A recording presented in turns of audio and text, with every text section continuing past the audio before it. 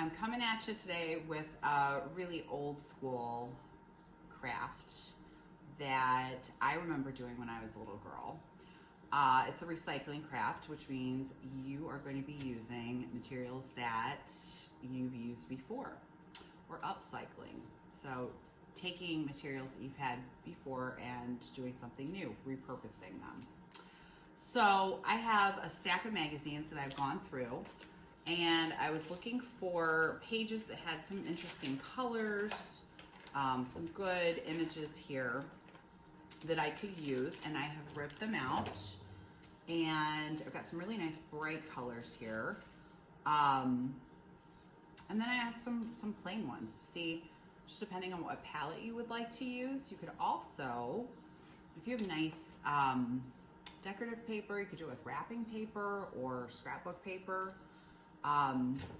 It's just kind of a fun thing to experiment with, and it doesn't matter if there are words on there. Usually it just makes it a little more interesting.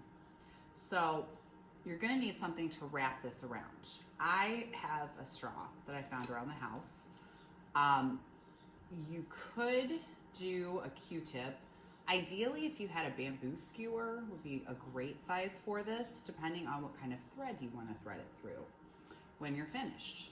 This is a nice size, but working with children, and if beading a nice, like a bigger surface would be probably a little bit easier for small hands.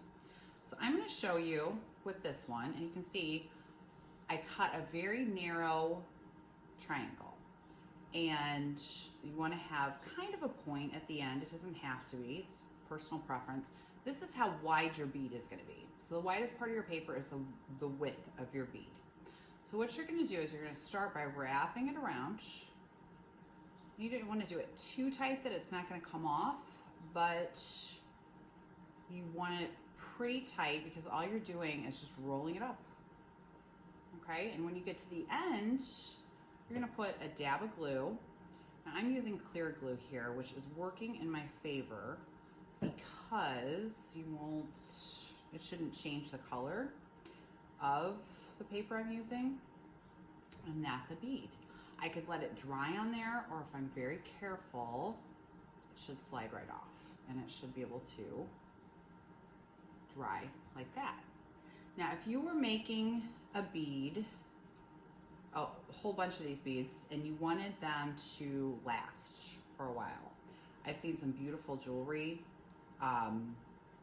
that have been made, and they're very durable because they've coated them with something like a Mod Podge or almost a shellac you could use. I believe that's what they used back in the day.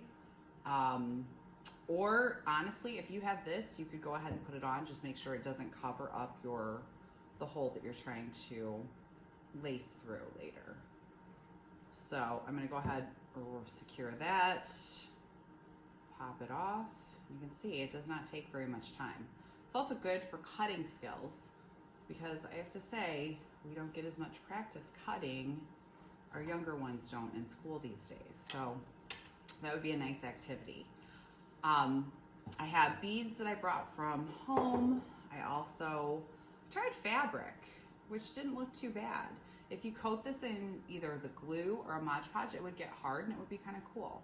It does have a little bit of thread kind of sticking through, so you could trim that, or if you like that look, you could just use that. But what I would do is either use a piece of cording like I have here, a little elastic to it, which is how this one was made. This lovely bracelet.